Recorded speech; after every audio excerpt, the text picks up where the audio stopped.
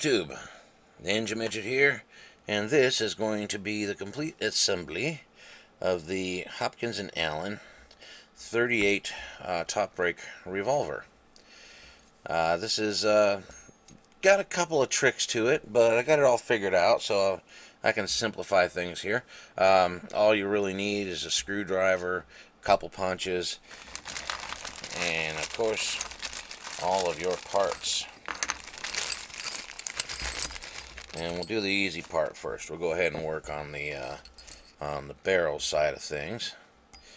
First things first, let me grab my focus here.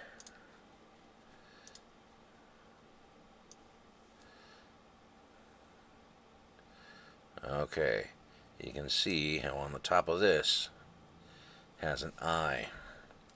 That is the first letter in the serial number on this gun. You can see it right here. And that is what tells you how you're going to put your ejector in. There's an I on the ejector right there. So that's going to line up with your I on your cylinder, and that's how that's going to go down in place. Now it might be different on your particular revolver, and it just really is going to be logical. I've seen some revolvers where one of the pedals on the ejector is shaped a little bit differently and it can only go in one way. I've seen it a few different ways, but it usually is really logical. It doesn't take much to figure it out. So then you're going to go ahead and grab your plunger and your spring, put some pressure on this side, and just gonna go ahead and thread that in clockwise. It goes clockwise. You want to make sure that you've got that lubed up. You got some lube in there. There it is.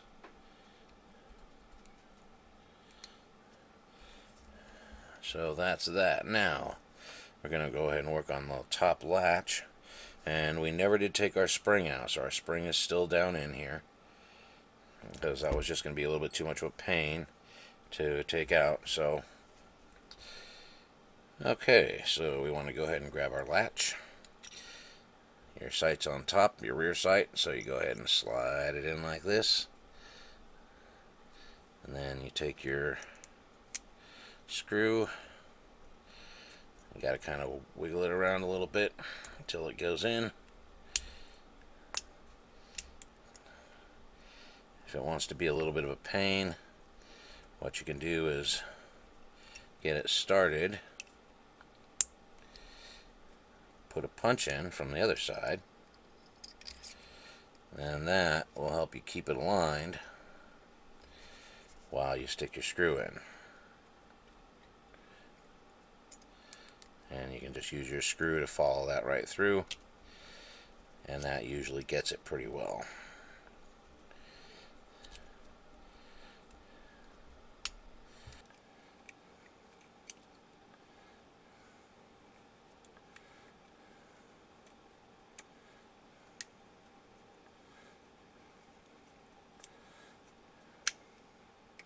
Oops.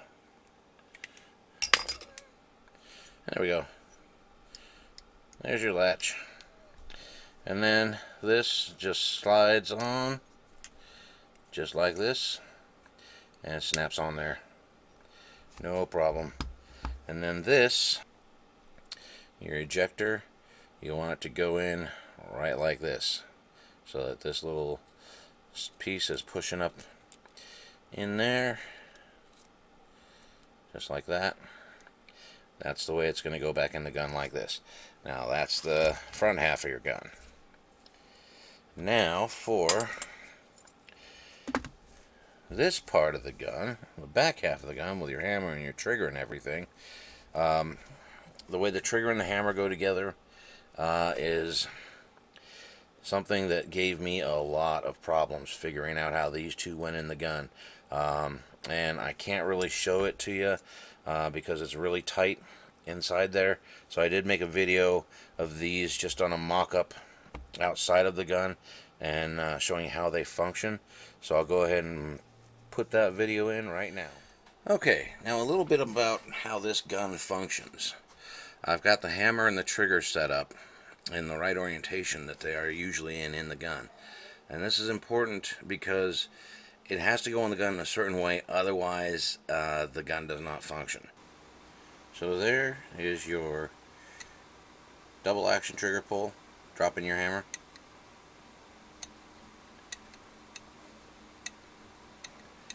And then here is your single action trigger pull.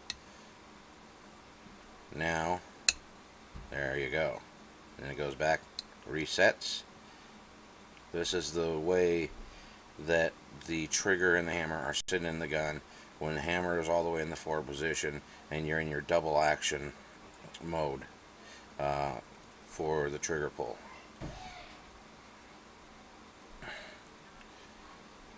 So your double action, or your single action, excuse me, you're pulling the hammer back against spring tension. Trigger's got its spring tension on there. This pops in that groove. This is your single action trigger pull right here. Now your hammer's captured. It's trying to move forward under spring tension, and your trigger is ready to go. And then, boom, there it goes. And then there's your reset. And this has to be in the gun in its resting position when you put it in. The tendency will be that the hammer wants to get caught right here with the trigger in the forward position and the hammer in the forward position, and that just will create nothing but nightmares for you. So see that there's two ways that this can get caught in there. There's this way, which is the wrong way.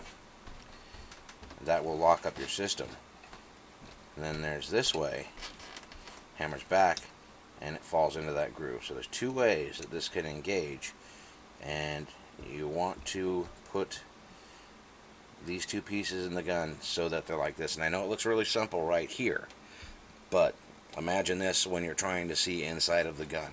It took me an hour to figure out how this was functioning and how I needed to do this to put this together and make it function properly again. So anyway, I hope that helps a little bit. That's just a little bit about the functionality of this gun, or at least how these two parts function in this gun, which is pretty much most of the gun when you get right down to it, except you do have your cylinder advance bar that sits right here, and that's pushing up and forward, but that's really not a big part of this mechanism. So anyway, that's it for the functionality. Okay, so here we go. Stick it in, capture that.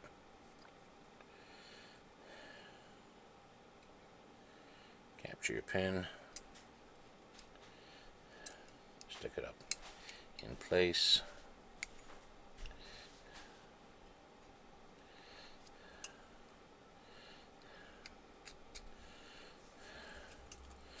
Go ahead and capture it like this.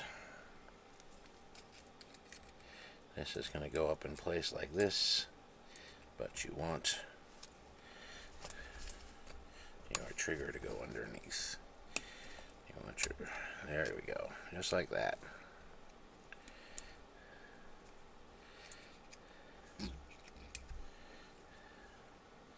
And from there, go ahead and put in this pin, like this.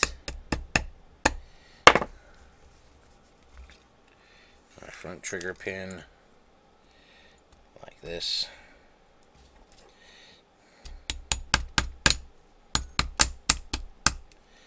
And then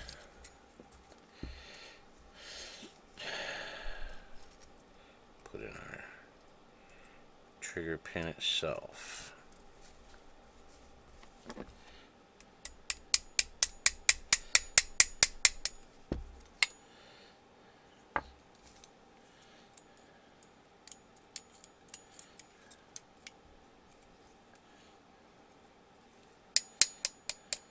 There we go. Okay. So there. That's the way we want it functioning. Now comes the tricky part. Getting the hammer in the right way.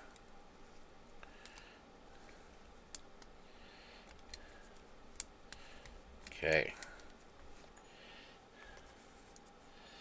It does not look like this has the trigger locked in the forward position. Let's see if it... Okay. It looks like it's locking up fine. Here, let me get this on camera here. Looks like it's locking up fine. So once we make sure we've got that, that's when we want to screw this in the rest of the way.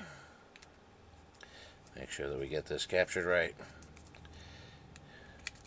It took me, in filming this, it took me several times of taking this apart and putting it back together. So just understand it's not going to be a one and done thing. It takes a little bit of screwing around with it in order to get it to function. It's just one of those tricky guns to work on. Just if you get it together and the trigger is locked, take the hammer out, take the trigger and everything apart again if you need to, and just try it again and keep trying it and trying it and trying it, and it will eventually work. It just is a little bit of a pain. Alright, so now that we've got that, we can go ahead and put the rest of our gun back together here. So we're going to go ahead and get our... We'll make sure that we have... We'll take our cylinder off so we can make sure that this is in the right orientation. You want it just like that, so you can see that little nub that's right down there like that. And get it together. So that little nub's right in there. And then we'll go ahead and put our screw through for that. Tighten that baby on down. Oh, not quite there yet.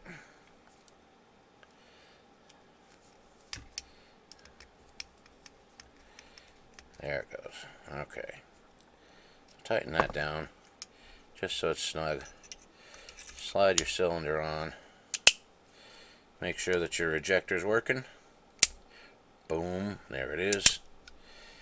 Now, last part, of course, is you go ahead and you put on your grips.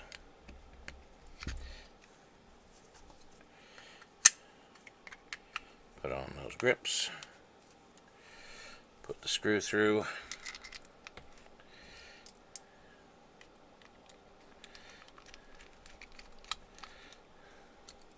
And there you go. All assembled and good to go. It is a little tricky. Just be patient and it'll eventually work. Alright, there that is. Hope that helps some folks out there. Thanks for watching.